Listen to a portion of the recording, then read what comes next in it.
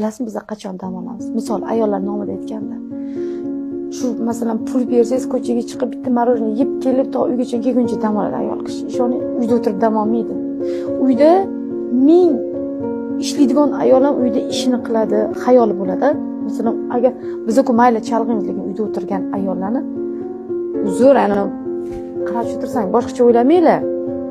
O'zbekda kelindi emas. Kir yuvadi, ish tovoq masalan qiladi, bolaga qaraydi, bog'chadan olib keladi, darsini qiladi, erini kutib olish kerak.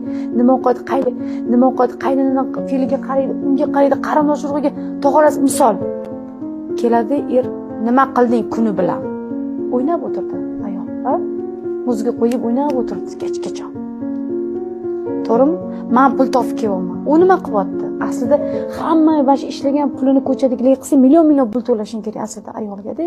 Kelib undan ko'ra yaxshimisan onasi, charchamadingmi? Baraka topgin, yaxshiyamsan, borsang uyingni chiroyli qilib o'tiribsan deb bo'ldi.